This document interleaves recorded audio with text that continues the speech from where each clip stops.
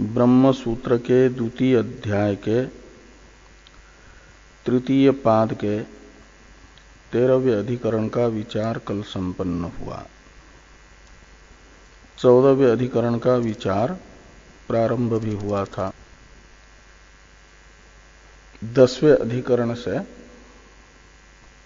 विचार प्रारंभ हुआ जीव विषयक श्रुतियों के आपाततः प्रतीयमान विरोध का परिहार करने के लिए। 10 और 11 इन दो अधिकरणों से बताया गया कि जीव का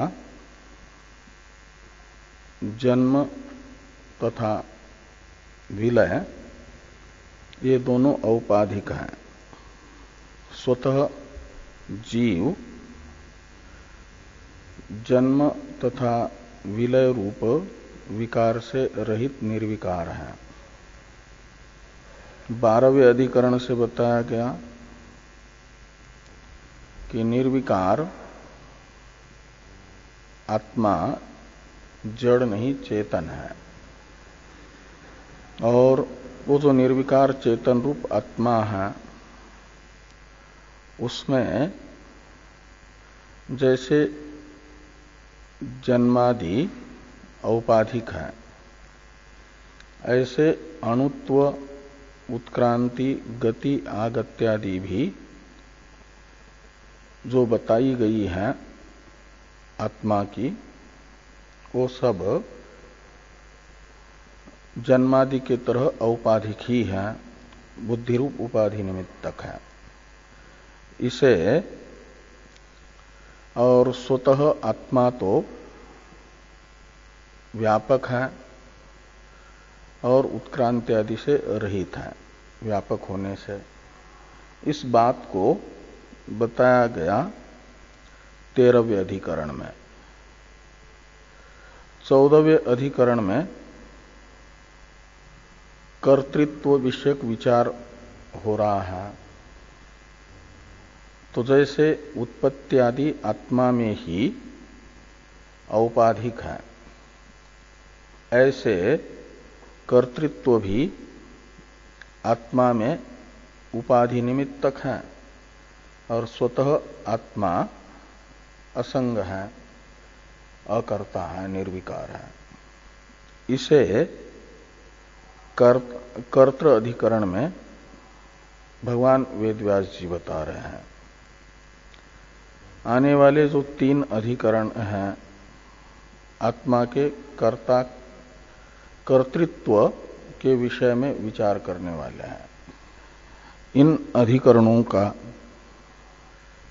विषय रहेगा कर्तृत्व आत्मा का। वो पूर्व पक्ष रहेगा कि आत्मा कर्ता नहीं है, सिद्धांत रहेगा आत्मा ही कर्ता है।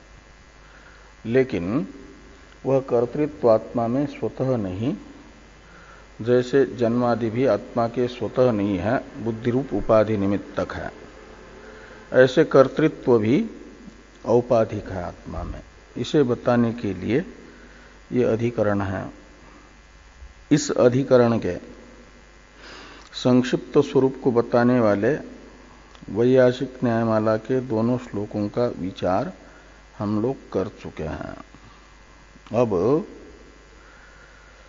जो इस अधिकरण की अवतरण टीका है इसे देखिए। एवं आत्मनि अणुत्वाध्यासोक्त्या स्वाभाविकं महत्वं स्थापितम् संप्रति ततो बहिष्ठं कर्तृत्वं साधयति कर्ता शास्त्रार्थवत्वात्। तो कहते हैं 13वें अधिकरण में आत्मा में अणुत्व आरोपित है और यानी उपाधि निमित्तक है। अणुत्व अध्यास उक्त्या यानी उपाधि निमित्तक अणुत्व बता करके आत्मा में स्वाभाविक महत्व बताया। तो स्वाभाविकम महत्वम स्थापितम किससे? तृतीय अधिकरण, क्या 13वें अधिकरण से ये बात निश्चित हुई। अब 14वें अधिकरण में क्या किया जा रहा है? तो कहते हैं संप्रति यानी 14वें अधिकरण से ततो बहिष्टम कर्तृत्वम साधयति। ततः इस तहसील प्रत्यांत सर्वनाम से 13वें अधिकरण के द्वारा बताया गया जो औपाधिक अणुत्व है उसका ग्रहण होता है। इसलिए ततः का अर्थ है आत्मनि औपाधिकात अणुत्वात्। तो ये जो आत्मा का परिमाण है औपाधिक अणुत्व और स्वतः महत्व, तो स्वतः अणुत्व और स्वतः महत्व और औपाधिक अणुत्व रूप जो आत्मा का परिमाण है, इस परिमाण से बाहर कर्तृत्व आत्मा का धर्म है, अणुत्व भी और महत्व भी आत्मा का धर्म ही बताया गया। और ये जो आपका चेतनत्व, निर्विकारत्व, ये भी आत्मा के धर्म हैं, लेकिन वे हैं स्वरूपभूत धर्म। 10वें अधिकरण से 12वें अधिकरण तक 3 सूत्रों से बताया गया निर्विकारत्व और चेतनत्व स्वरूपभूत धर्म है, इसलिए वे अंतरंग हैं। उनकी अपेक्षा बाह्य है परिमाण, जो औपाधिक अणुत्व और स्वतः महत्व रूप परिमाण है आत्मा का, वह निर्विकार चिद्रूपत्व की अपेक्षा थोड़ा बाहर था। और परिमाण से भी बाहर है, यानी थोड़ा विप्रकृष्ट पड़ता है कर्तृत्व। उस दृष्टि से यहां पर ये कहा कि ततो यानी आत्मन परिमाणात, आत्मा का जो परिमाण है 13वें अधिकरण के द्वारा बताया गया, उससे बहिष्ठम यानी बाहर, बहिष्ठ का अर्थ होता है स्थूल, कर्तृत्वम साधयति, कर्तृत्व को बताया जा रहा है। तो सूत्र का उच्चारण किया जाए। कर्ता शास्त्रार्थवत्वात्, कर्ता शास्त्रार्थवत्वात्, कर्ता शास्त्रार्थवत्वात्, ऐसे 2 पद हैं। कर्ता प्रथमांत, शास्त्रार्थवत्वात् पंचम्यंत। आत्मा की अनुवृत्ति आती है।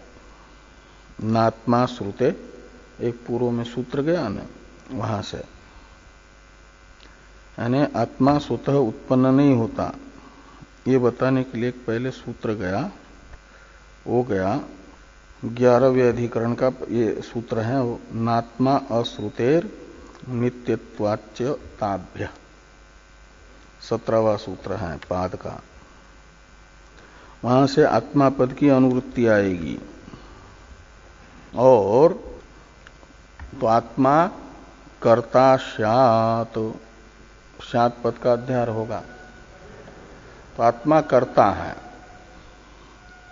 ये अर्थ निकलेगा। तो सांख्य यहां के पूर्व पक्षी हैं, वे कहते हैं आत्मा तो अकर्ता है और बुद्धि रूप से परिणत हुई प्रकृति ही कर्त्री है। तो जिनके मत में बुद्धि कर्त्री है, आत्मा अकर्ता है, उनके अनुसार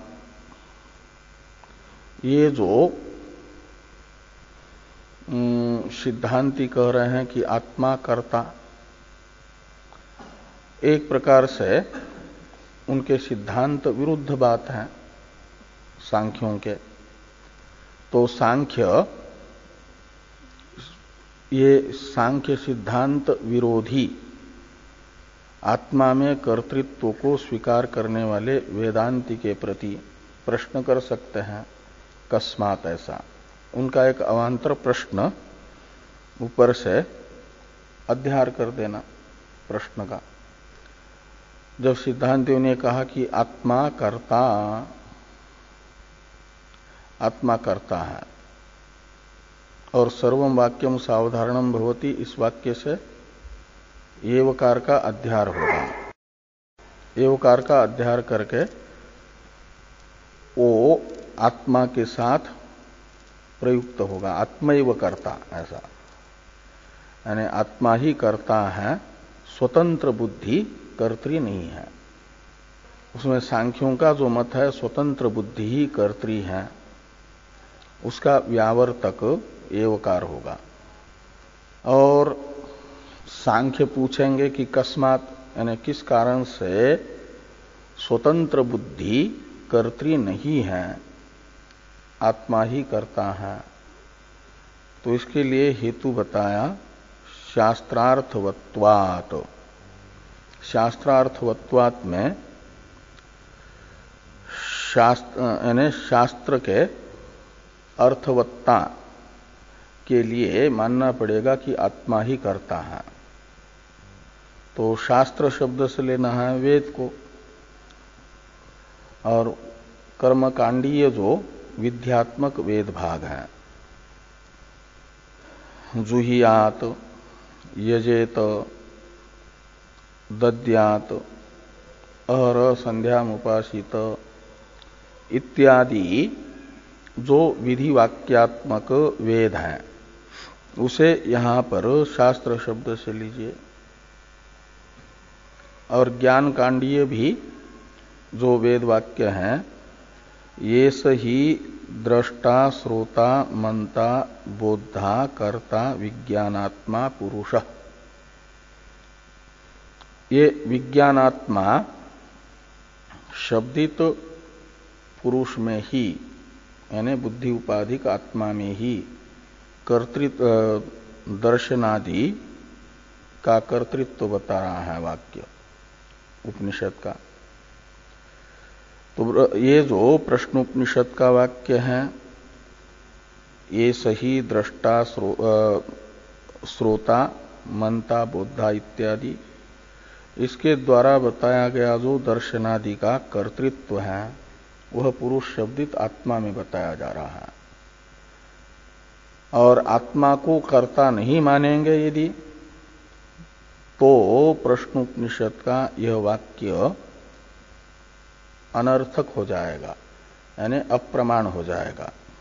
अर्थवत्व शब्द का अर्थ है प्रामाण्य, और उसका प्रामाण्य तभी हो पाएगा सिद्ध जब आत्मा को कर्ता मानेंगे। ऐसे यजेत, जुह्यात, दद्यात इत्यादि विधि वाक्य जो यागादि का विधान कर रहे हैं, तो मानना पड़ेगा कोई ना कोई यागादि का कर्ता है, उसे यागादि के फल की प्राप्ति के साधन के रूप में यागादि अनुष्ठान में प्रवृत्त करने के लिए यह वाक्य है, शास्त्र है। और वो कर्ता कौन होगा? तो स्वतंत्र बुद्धि जो है कर्ता हो नहीं सकती जड़ होने से। जिसे ये ज्ञान होगा कि स्वर्गादि मेरा अभिष्ट है और उसकी प्राप्ति का साधन यजेत स्वर्ग काम इत्यादि वाक्य याग को बता रहे हैं, और वे यागादि मेरे अभिष्ट स्वर्गादि प्राप्ति के लिए मेरा कर्तव्य है, ऐसा ज्ञान जिसको है वही कर्ता बन सकता है। उसी के उद्देश्य से यजेत इत्यादि शास्त्र के द्वारा विधान किया जा सकता है। अन्यथा यह शास्त्र कर्मकांड के विध्यात्मक वचन अप्रमाण हो जाएंगे। तो शास्त्रार्थवत्वात् का अर्थ है यजेत इत्यादि विधिवाक्य में तथा ये सही दृष्टा श्रोता मंता बुद्धा कर्ता इत्यादि ज्ञान कांडीय वाक्यों में प्रामाण्य की उपपत्ति के लिए, सिद्धि के लिए आत्मा को कर्ता मानना आवश्यक है। ये शास्त्रार्थवत्वात् इस हेतु वाक्य के द्वारा सूत्र में वेद व्यास जी बता रहे हैं। भाष्यकार भगवान इस सूत्र का इसी प्रकार का अर्थ बता रहे हैं। भाष्य को देखने से पहले जो भाष्य में टीका है इसको देखिए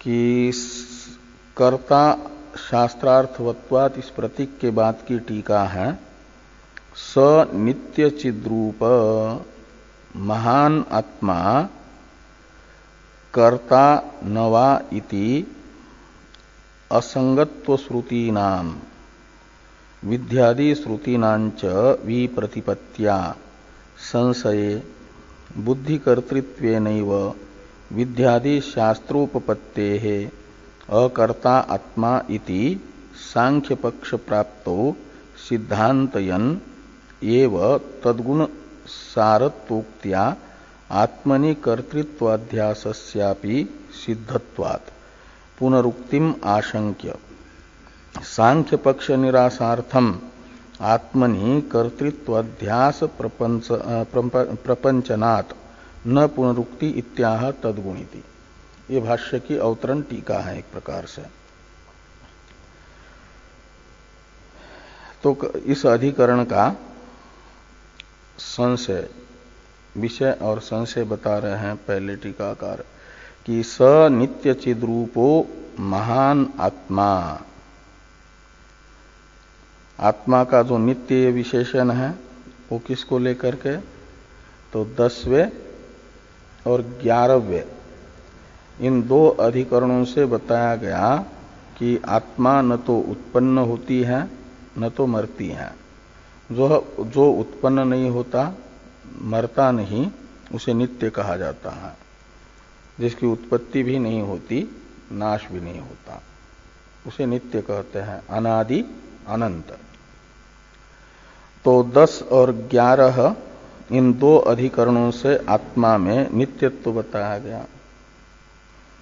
इसलिए उन दो अधिकरणों के द्वारा बताया गया जो नित्य आत्मा है और 12वें अधिकरण के द्वारा बताया गया कि वह चिद रूप है, चेतन है, और 13वें अधिकरण के द्वारा बताया गया कि वह स्वतः महान है। तो महान आत्मा कर्ता न वा, वो कर्ता है कि नहीं है, आत्मा में कर्तृत्वाभाव है कि कर्तृत्व है, ये संशय होने पर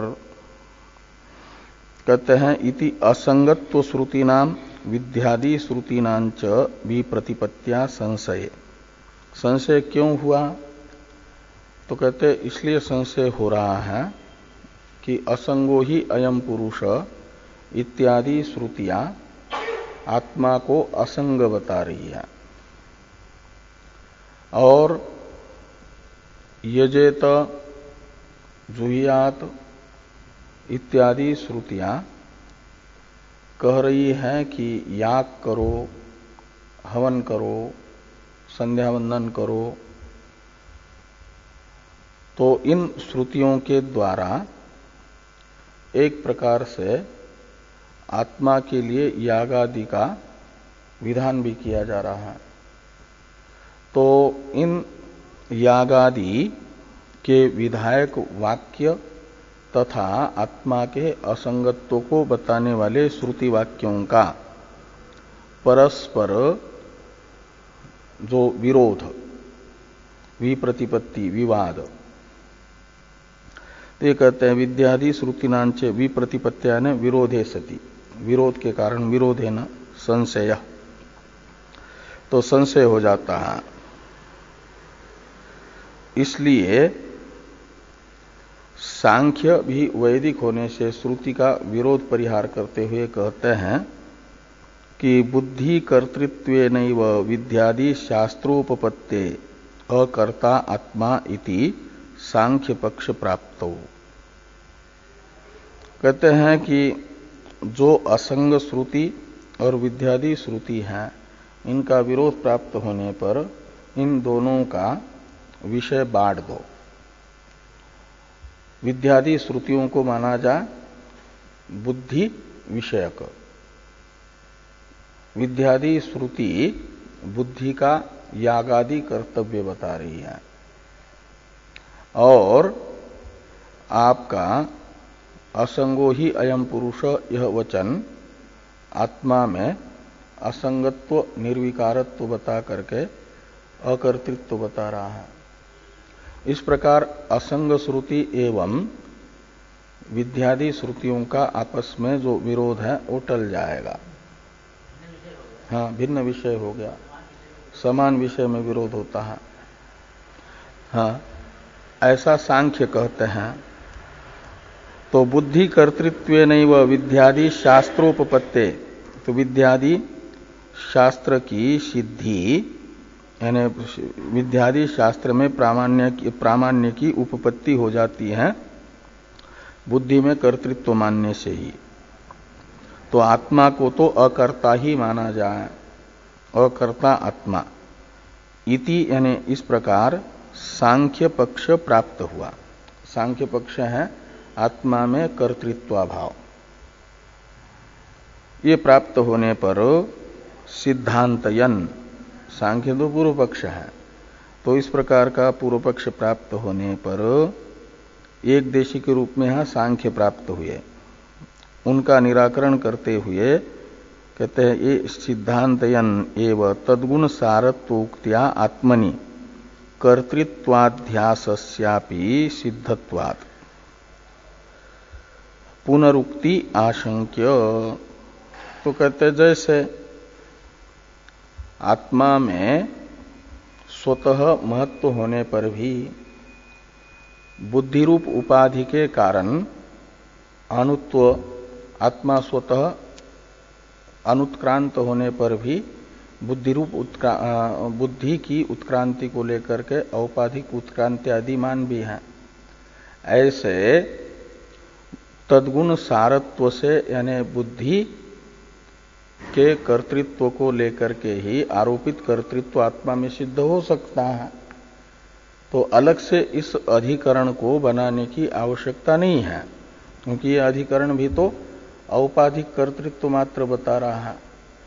तो औपाधिक कर्तृत्व आत्मा में तो तद्गुण सारत्वात् इस वाक्य से ही सिद्ध था।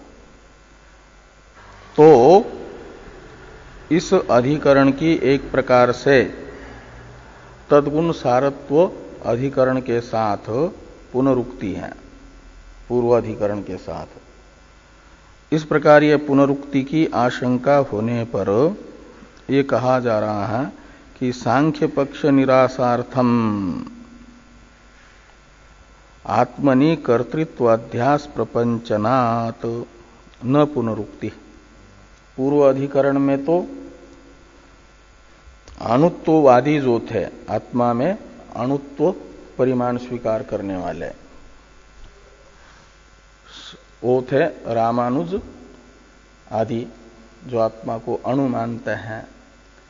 उनके मत का उनको एक देशी के रूप में बता करके निराकरण हुआ। और यहां पर सांख्य का जो मत है कि आत्मा स्वतः अकर्ता है और कर्तृत्व बुद्धि में ही है, स्वतंत्र बुद्धि में, इस मत का निराकरण करने के लिए एक प्रकार से ये आत्मनि कर्तृत्व अध्यास का विस्तार है, व्याख्यान है, प्रपंच है। स्पष्टीकरण है, इसलिए पुनरुक्ति नहीं है। इसको ध्यान में रख करके ये कहा जा रहा है भाष्य में कि तद्गुण सारत्वाधिकरणेन एव अपरोपी जीव धर्म प्रपंचते। तद्गुण सारत्व अधिकार से ही, तद्गुण सारत्वाधिकार, इसमें जो अधिकार पद है उसका अर्थ करते हैं टीकाकार अधिकार प्रसंग। तो तद्गुण सारत्व अधिकारेण का अर्थ हो जाएगा तद्गुण सारत्व प्रसंगेन एव अपरोपी जीव धर्म प्रपंचते। तो तद्गुण सारत्व के प्रसंग को लेकर के ही आगे जीव का जो कर्तृत्व रूप धर्म है इसका स्पष्टीकरण किया जा रहा है। तद्गुण सारत्व को लेकर के जैसे अणुत्व का स्पष्टीकरण हुआ, अणुत्व आरोपित है, स्वतः महत्व है, ऐसे कर्तृत्व आरोपित है, स्वतः अकर्तृत्व है। यह बात बताई जाएगी और इसलिए तद्गुण सारत्व का ही एक प्रकार से प्रपंच है, ये विस्तार है। सूत्रस्थ जो प्रतिज्ञा वाक्य है, प्रथम पद है प्रतिज्ञा, उसका अर्थ कर रहे हैं कि कर्ता, भाष्य में कर्ता च अयं जीव स्यात्, ये जो जीव है वह कर्ता है। क्यों? कस्मात् पूर्व पक्षी का प्रश्न है। जीव को क्यों कर्ता मानना है? सांख्य का यह प्रश्न रहेगा। बुद्धि में ही कर्तृत्व जब सिद्ध है तो जीव को कर्ता मानने की, आत्मा को कर्ता मानने की क्या आवश्यकता है? हेतु बताया मूल सूत्र में शास्त्रार्थवत्वात्। उसी की व्याख्या करने के लिए भाष्यकार भगवान ने प्रतीक के रूप से लिया कि शास्त्रार्थवत्वात्। आगे एवंच इत्यादि से उसकी व्याख्या हो रही है। इससे पहले टीका में थोड़ा देखिए, फिर एवंच इत्यादि से हम लोग देखेंगे। तो वस्तुतो असंगत्वम अविद्यातः कर्तृत्वम इति असंगत्व कर्तृत्व श्रुति नाम अविरोधोक्ते कर्तृत्व विचारात्मक अधिकरण त्रयस्य पाद संगति। तो अधिकरण के 5 अंश होते हैं ना, विषय, संशय, पूर्व पक्ष, सिद्धांत और संगति, और छठा भी एक माना जाता है फल। तो संशय और विषय को पहले बताया पूर्व पक्ष के रूप में, सांख्यों को भी बताया, सिद्धांत को सूत्र से बताया जा रहा है, संगति को टीकाकार बता रहे हैं। तो ये कहते हैं आत्मा वस्तुतः असंग है, इसे असंगो ही अयम पुरुषः यह श्रुति बताती है।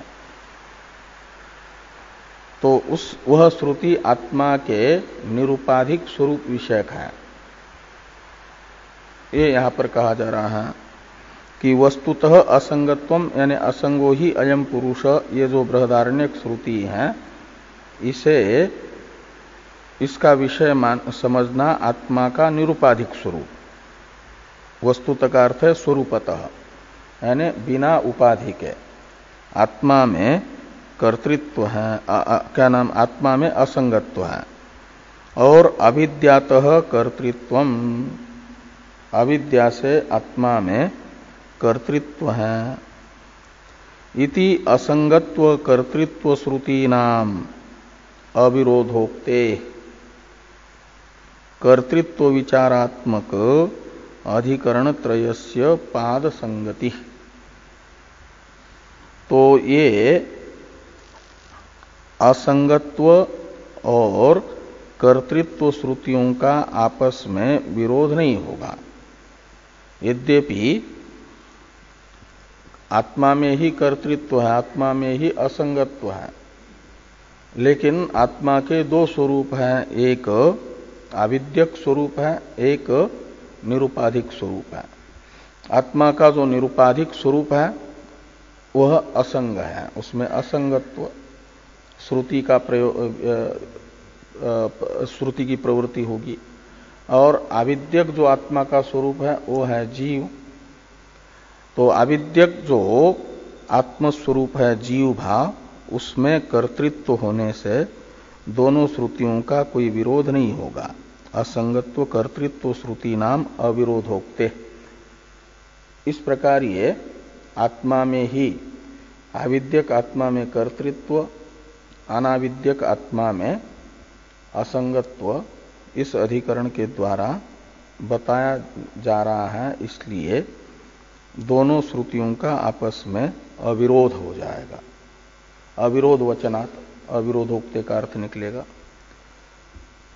और ये पाद जो है श्रुतियों के विरोध का परिहार करने के लिए, अविरोध बताने के लिए ही है।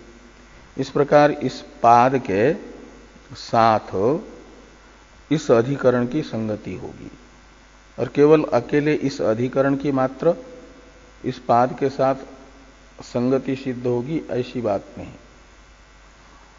ये 14वां, 15वां और 16वां इन तीन अधिकरणों में कर्तृत्व का विचार किया जा रहा है। और इन तीन अधिकरणों को यहां पर कह रहे हैं कर्तृत्व विचारात्मक अधिकरण शब्द से।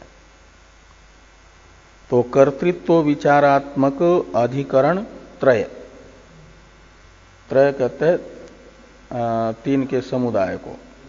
हाँ, तीन है अवयव जिस समुदाय के, ऐसा समुदाय वो हुआ ये अधिकरण त्रय, अधिकरण त्रिक 14, 15, 16।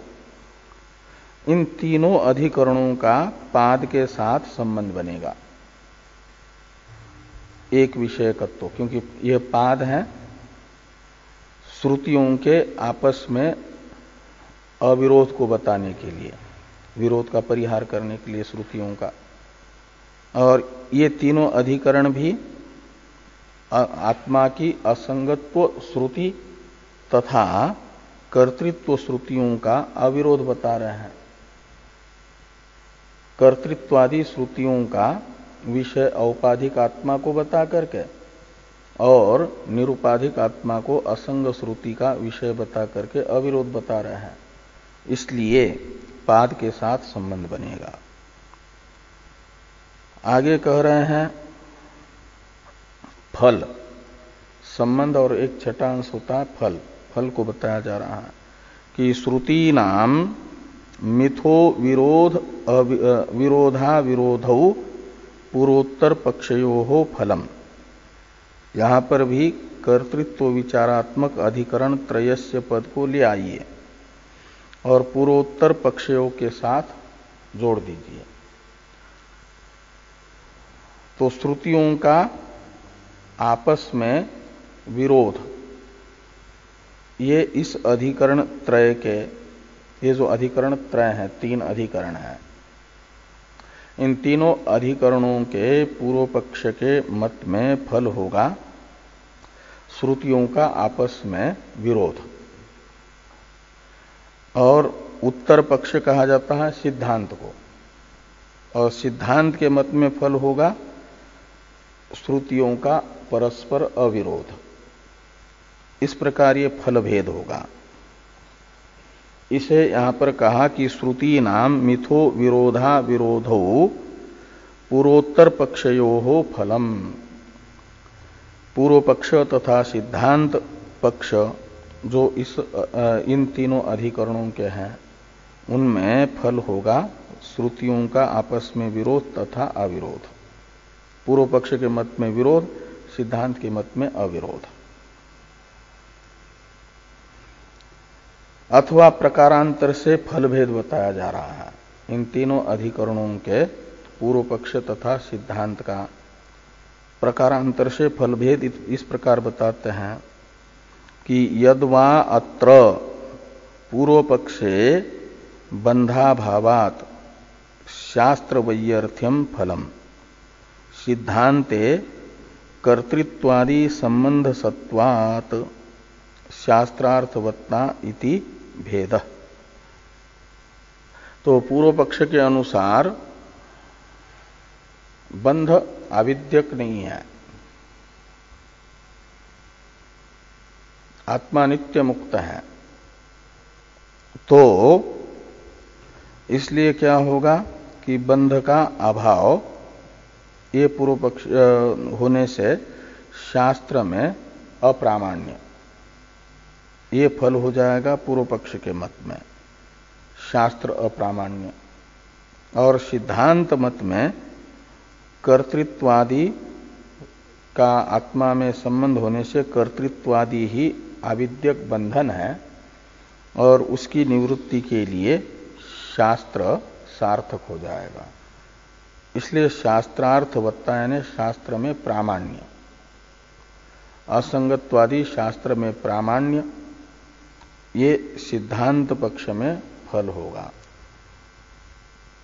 ये इति फल भेद प्रकारांतर से फल भेद कथन हुआ। अब मूल भाष्य को देखिए। सूत्रस्थ शास्त्रार्थवत्वात् ये जो हेतु है इसकी व्याख्या कर रहे हैं भाष्यकार भगवान। एवंच यजेत जुहियात दद्यात इत्येवं विधम विधि शास्त्रम अर्थवत भवति। एवंच का अर्थ है आत्मा को कर्ता मानने पर ही, एवं का अर्थ है आत्मा को कर्ता मानने पर जो कर्मकांडीय विधि वचन है, यजेत यानी स्वर्ग कामो यजेत, जुह्यात यानी अग्निहोत्रम जुह्यात इत्यादि वाक्य, दद्यात ये जो विधि वाक्य हैं, इत्येवं विधम विधि शास्त्रम अर्थवत यानी प्रमाणम भवति, प्रमाण बन जाता है। और यदि आत्मा को कर्ता नहीं मानेंगे तो उसमें प्रामाण्य सिद्ध नहीं हो पाता, अप्रामाण्य की आपत्ति आती है। ये कहते हैं कि अन्यथा यानी आत्मा को कर्ता न मानने पर, अन्यथा शब्द का अर्थ निकलेगा तद अनर्थकम स्यात्, तत् यानी यजेत इत्यादि विधि शास्त्र अनर्थक हो जाएगा, अर्थवान नहीं हो पाएगा, सफल नहीं हो पाएगा।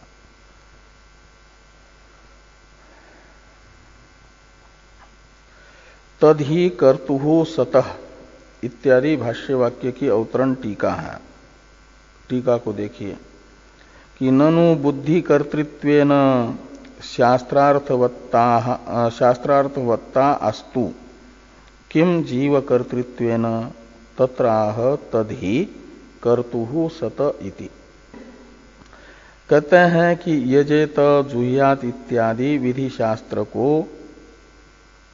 बुद्धि को कर्ता मानने से ही प्रामाण्य प्राप्त हो जाता है। यजेत इत्यादि विधि शास्त्र प्रमाण बन जाता है। कब? बुद्धि को कर्ता मानने मात्र से ही, सांख्यों के मत में भी। तो जीव को कर्ता मानने की क्या आवश्यकता है? किम जीव कर्तृत्वेन, इस प्रकार जीव के कर्तृत्व का आक्षेप कर दिया। इस आक्षेप का समाधान करने के लिए तदहि इत्यादि वाक्य है। इसे कहते हैं कि तदहि कर्तुः सतः कर्तव्य विशेषम उपदिशति। तत् यानी शास्त्र, तदहि यानी शास्त्रम ही, कर्तुः सतः यदि कर्ता रहेगा तो उसके कर्तव्य विशेष का उपदेश करेगा, कर्ता हो तो ये कहा जा रहा है कि शास्त्रम ही, तदहि का अर्थ, तत्का अर्थ है शास्त्रम, तो शास्त्रम ही कर्तुः सतः, कर्ता के होने पर कर्तव्य विशेषम उपदिशति।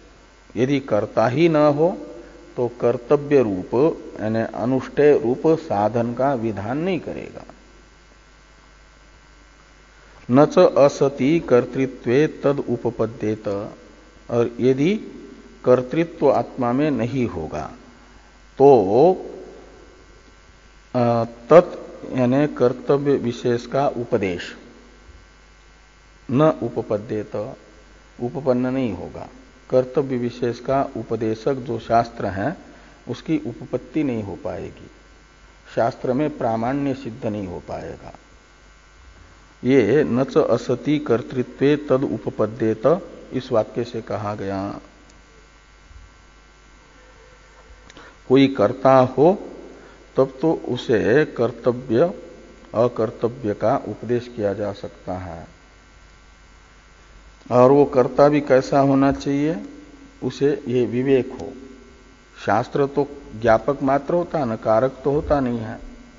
जबरदस्ती किसी को लगाता नहीं है, खाली ये बताता है कि ये करोगे तो ये फल पाओगे, यदि पुण्य करोगे तो सुख पाओगे, पाप करोगे तो दुख पाओगे। ऐसा कर्तव्य का उत्कर्ष तथा अपकर्ष रूप फल बता करके शास्त्र सार्थक हो जाता है।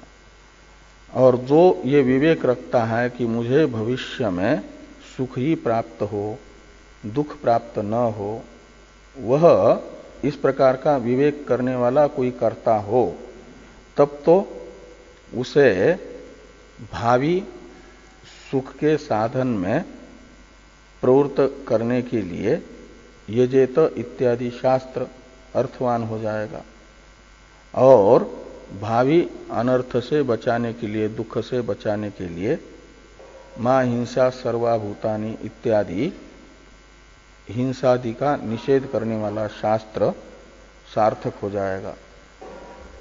ये यहां पर कह रहे हैं कि तदहि कर्तु सतः कर्तव्य विशेषम उपदिशति न च असति कर्तृत्वे तद उपपद्येत।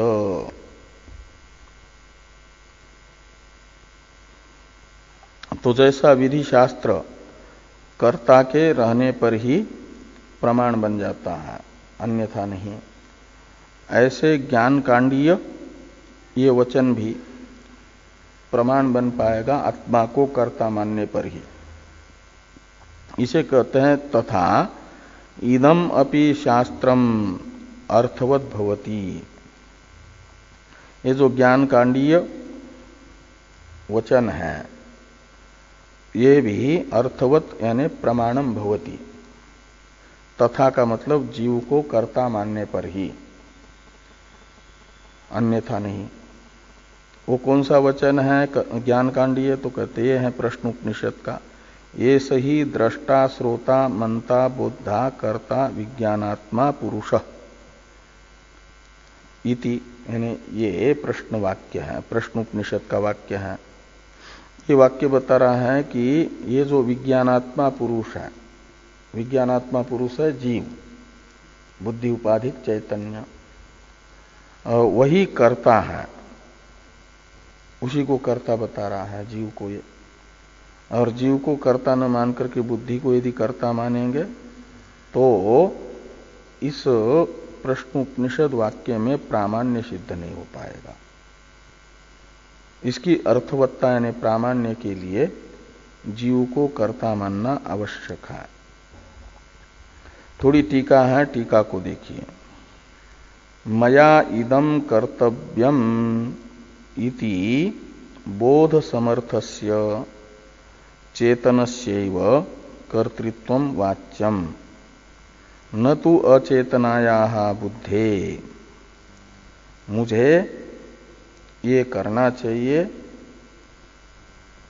क्योंकि ये मेरे अभिष्ट का साधन है। इस प्रकार का विवेक, बोध है विवेक ज्ञान, तो इस प्रकार के विवेक ज्ञान में जो समर्थ चेतन है उसी में कर्तृत्व मानना चाहिए। चेतनस्यैव कर्तृत्वम वाच्यम न तु अचेतनायाः बुद्धे। अचेतन बुद्धि में, जड़ बुद्धि में कर्तृत्व नहीं मान सकते। सांख्य तो स्वतंत्र बुद्धि में कर्तृत्व मान रहे हैं ना, वो तो जड़ है।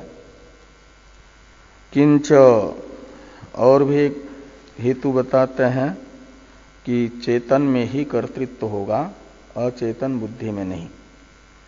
इस अर्थ का ज्ञापक किंच भोक्तुरात्मन एव कर्तृता वाच्या।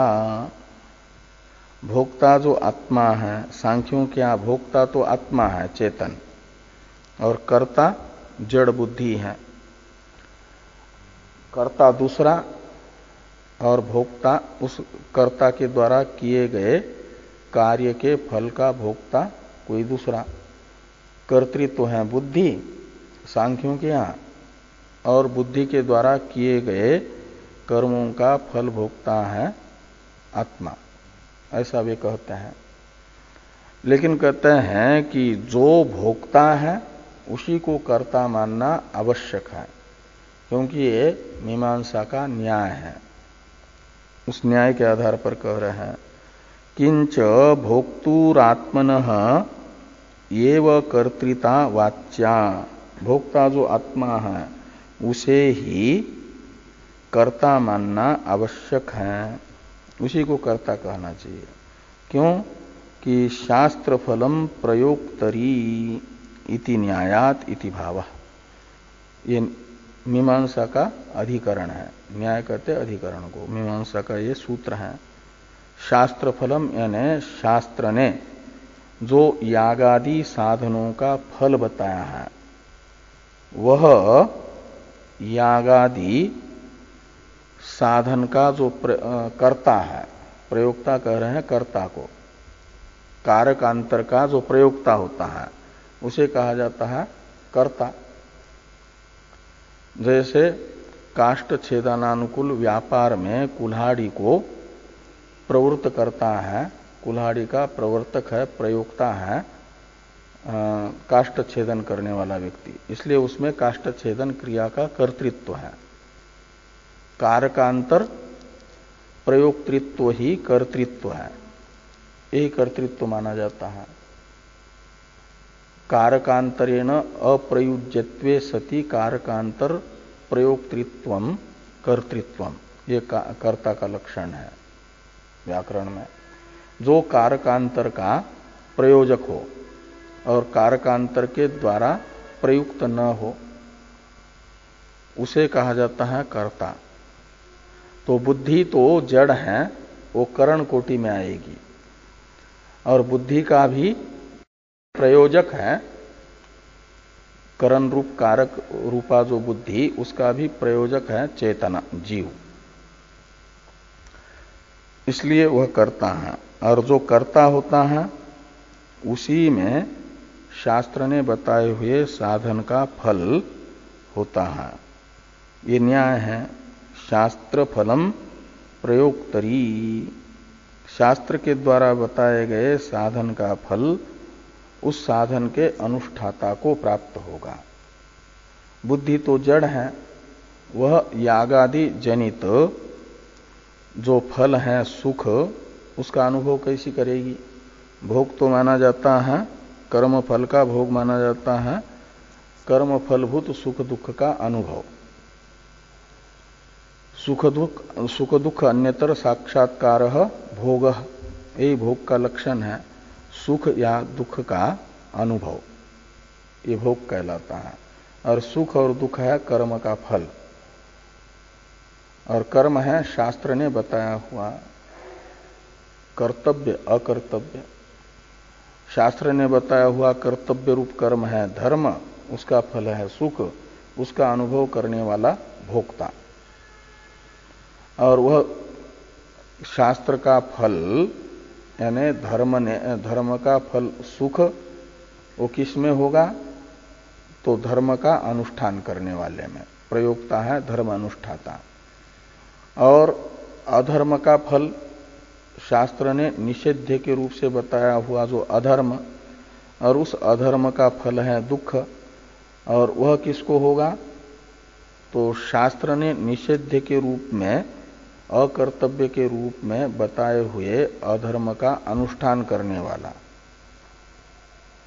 अधर्म को न छोड़ करके उसको अपनाने वाला जो होगा उसी को अधर्म का जो फल है दुख वह प्राप्त होगा। ऐसा मीमांसा का यह न्याय बताता है। शास्त्र फलम प्रयोक्तरी, शास्त्र फलम प्रयोक्तरी इति न्यायात इति भावः। तो इस अभिप्राय से कर्ता शास्त्रार्थवत्वात् ये जो प्रथम सूत्र है इसका भाष्य में व्याख्यान हुआ। दूसरा सूत्र आ रहा है विहारोपदेशात। आगे आने वाले कुछ सूत्र हैं जिनसे ये बताया जा रहा है 2-3 सूत्रों से और कि आत्मा को ही कर्ता मानना जरूरी है। आत्मा को कर्ता मानने कर्तृत्व में और कुछ हेतु बताए जा रहे, विहारोपदेशात इत्यादि। इन द्वितीय सूत्र से विहार उपदेश रूप एक हेतु बताया जा रहा है, तीसरे सूत्र से उपादान रूप हेतु बताया जा रहा है और चौथे सूत्र से व्यपदेश रूप एक हेतु बताया जा रहा है। इन सूत्रों की चर्चा हम लोग कल करते हैं।